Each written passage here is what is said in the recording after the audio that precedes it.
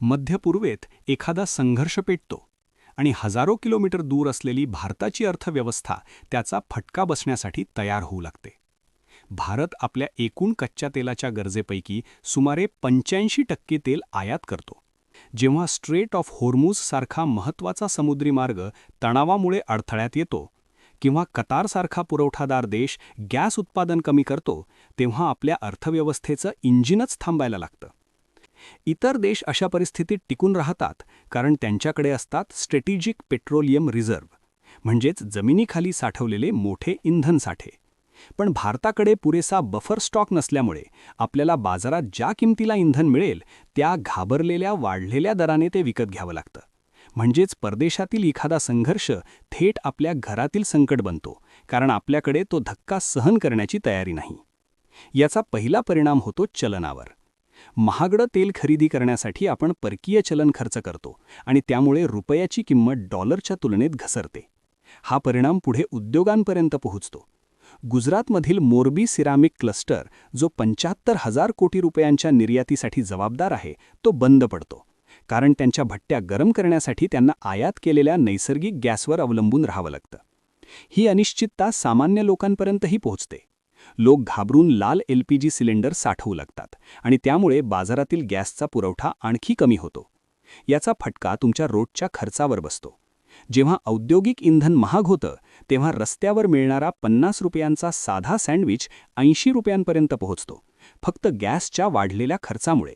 आणि याचवेळी सामान्य नागरिकांना या परिस्थितीची खरी माहितीही मिळत नाही, कारण संबंधित यंत्रणा स्पष्टपणे संवाद साधण्यात अपयशी ठरतात. परदेशातून येणाऱ्या जीवाश्म इंधनावर अवलंबून राहणं याचा अर्थ असा की जागतिक पुरवठा तुटली की आपली अर्थव्यवस्था थांबते आणि महागाई वाढते. पण आपण एक मोठा उपाय दुर्लक्षित करत आहोत, जो आपल्या डोळ्यासमोरच आहे.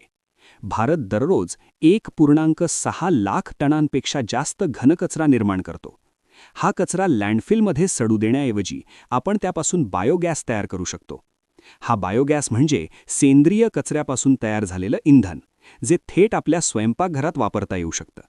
भारत दरवर्षी सुमारे 62 दशलक्ष मेट्रिक टन बायोगॅस तयार करू शकतो, जो आपल्या सध्याच्या LPG वापरापेक्षा जवळजवळ दुप्पट आहे. म्हणजेच आपल्या कचऱ्यावर प्रक्रिया केल्यास आपण स्वच्छता समस्या सोडवू शकतो आणि LPG आयात करण्याची गरजही संपवू शकतो. आजही काही ठिकाणी हा मॉडेल यशस्वीपणे चालतो आहे. बेंगळूरमधील काही हॉटेल्सनी वर्षांपूर्वीच बायोगॅसचा वापर सुरू केला आणि त्यामुळे ते जागतिक गॅस तुटवड्यापासून सुरक्षित आहेत. हैदराबादमधील बोवेनपल्ली मार्केट सडणाऱ्या भाज्यांपासून वीज तयार करतं आणि उरलेल्या कचऱ्यापासून स्वयंपाकासाठी गॅस तयार करतं. हा मॉडेल घराघरातही लागू होऊ शकतो. लहान बायोगॅस प्लांटच्या मदतीने कुटुंब स्वतःचं इंधन तयार करू शकतात. महाराष्ट्रातील कोल्हापूर जिल्ह्यातील काही गावांनी घरगुती कचरा थेट बायोगॅस प्लांटला जोडला आहे आणि LPGवरील अवलंबित्व पूर्णपणे कमी केलं आहे. प्रत्येक कुटुंबाला दरवर्षी सुमारे 12,000 रुपये बचत होते. पंजाबमधील लांब्रा कांगरी गावात शेती आणि जनावरांचा कचरा एकत्र करून सामुदायिक बायोगॅस प्लांट चालवला जातो. गेल्या 10 वर्षांपासून त्यांनी एकही LPG सिलेंडर वापरलेला नाही. हे स्थानिक ऊर्जा मॉडेल दाखवतात की खरं ऊर्जा स्वावलंबन आजच शक्य आहे, जागतिक पुरवठ्यावर अवलंबून न राहता. या मोठ्या प्रमाणात राबवण्यासाठी सरकारने सतत योजना सुरू केली. या योजनेचा उद्देश होता कॉम्प्रेस्ड बायोगॅस म्हणजेच CBG तयार करणे, विशेषतः वाहतूक क्षेत्रासाठी. लक्ष्य होतं 5,000 प्लांट उभारण्याचं, पण आजपर्यंत सुमारे 1332 प्लांट्सच उभे राहिले आहेत.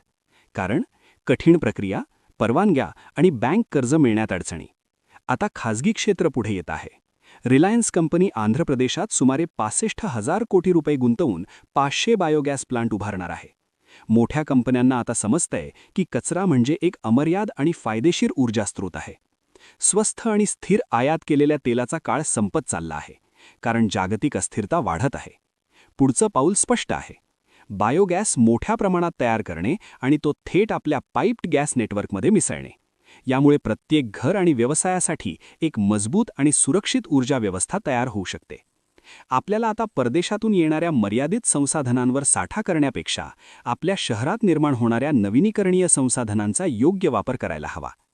आत्मनिर्भरता म्हणजे फक्त एक शब्द नाही, ती तेव्हा खरी होते जेव्हा आपण आपल्या अर्थव्यवस्थेला पूर्णपणे स्वतःच्या संसाधनांवर चालवतो.